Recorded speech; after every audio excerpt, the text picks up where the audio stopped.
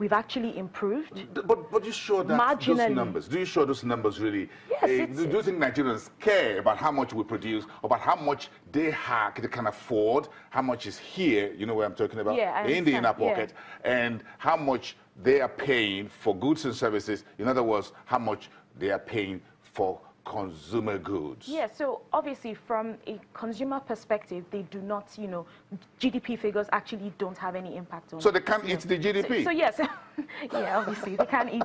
They can't eat the GDP? Yes, they can't, but it's there as a significant indicator to understand the movement of the economy, where the economy is going to. So it's like a signal that we're actually, you know, the economy is actually becoming much better. And at the same time, like I said, it's lagging. We should soon start seeing the effect or the impact of the GDP. And it's also important to remember that this GDP figure only moved from minus 0.9 to 0.55. So it's a marginal, it's not a significant, you know, number. And we haven't even gotten to where we were before the recession. So 0.55%, positive, right? Yes.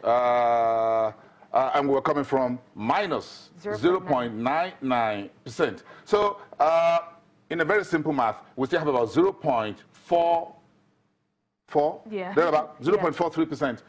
Thereabout, to cover, something like that. And we still have about 0.4 or 0.39% or thereabout to erase the first quarter 2017. So until we say maybe by third quarter, by the end of this month, when the numbers come out, if we're able to bring in additional 0.03%. Yeah, get to a point where we're above 1%, then we should soon start seeing, you know, the effects and know that, so is that the time when we should really say that we're out of recession? No, actually, we're out of the recession technically.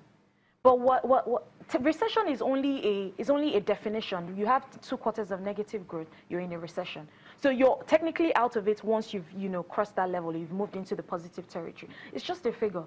But at the same time, looking at the significant impact on individuals within the economy, then we can say, oh, the economy has actually improved to pre-recession level.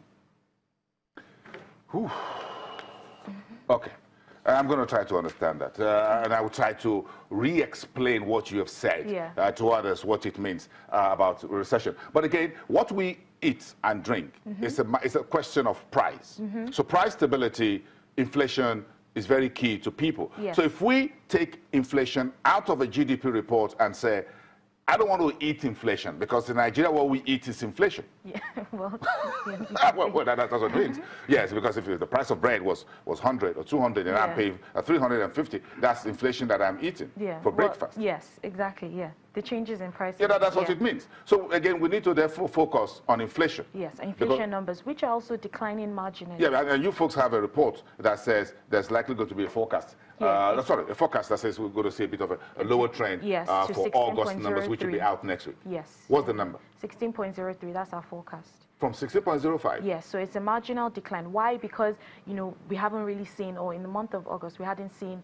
you know, significant changes in the prices of many goods. But we're entering the harvest season now, and we do expect that, like in Oyo State, I was reading in the newspaper, the price of a bag of maize has actually declined to about 10,000, you know, naira per bag. But that's obviously, you know, in Lagos, we're not feeling that impact because due to transportation. A bag of maize at 10,000 naira, that is inflation. That is high. Well, 10,000. Compared to where we were, you know, in 2016, it's actually a big improvement. But again, when I make this argument about the high price of these local agro products, I feel this pity for the farmers, the men and women and the children and the backs of the women that toil day and night. I was part of that in my childhood days, so I understand what it means to spend hours in the rain and under the sun with all the insects and sisafly, and you will have to bring. Sorry, I'm not trying to be very dramatic, but that's just the truth. They were still doing a lot of, before you put enough maize together and you dry them, and locally you have a bag, and when someone wants to buy it and say, look, I just want to buy it for a few hundred, you're thinking of bringing good money in. So we need to balance this, isn't it? Yes, definitely. So it's now a fundamental issue where the government has to engage in pro-cyclical investments that would actually help. And what does that mean in simple language? So in simple language, pro-cyclical. It's just investing in activities that will actually engineer human development within the economy.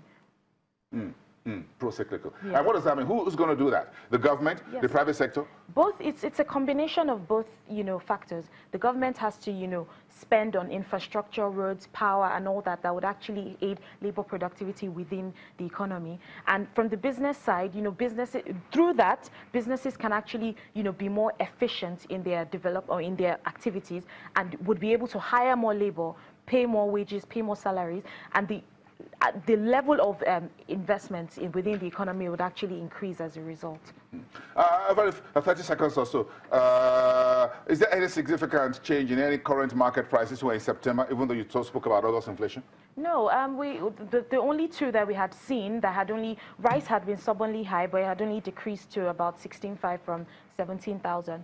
But the price of yam had also declined, but we should see more tubers, declining with the harvest season and some other prices. But it's also important to remember that, this decline might only occur in September and October, but then we're moving into the Christmas season, the Christmas period. Although we only see price hikes in December, but we should definitely, see people the preparations, increase demand. Folks spent money the last holiday that ended on Monday. They're going to come back, open the shops now. Exactly. I'm sure. I went to the market, but I'm sure that's how we behave around here. Exactly. And this Christmas is expected to be much better than, Christmas in 2015 and 20. Are you giving a very good news for Christmas? Yeah. And folks around here in the newsroom, I'm sure they are listening to you, even in the studio, say, oh, that looks like a very good Christmas with a GDP. Yeah, the last Christmas was recession. Yes, definitely. And this Christmas is likely going to be out of recession. Yes, so we should expect that, and Q3 numbers will be out by then. So that should also stimulate, activity within the economy, that we're actually in a better place. I'm going to wait. Yeah. For those who says they can't eat this GDP, if they're going to eat their words by December when there's Christmas. Yeah. Because now they are angry that they can't see it. But if nothing happens until then, I think they're going to come back for me and say, Bosun, you told us it will be better by December, but you and I were the ones who said so. So let's get ready for December. Yeah. Thank you very much. Good to have you. We need to have this handshake here, where we can eat and where you can eat the GDP and how to understand. I hope that's enough breakdown for you out there. Let's come back to the financial services sector, where it's all about the size of the financial services industry and how the GDP contributions from the financial services sector, how does it affect your financial portfolio, from stocks to bonds to mutual funds and everything else in between. Omotola Abimbola from Afrinvest is unpacking all this for us, and you have a lot of decent charts to look into. Then after that, of course, we're talking about the banking sector.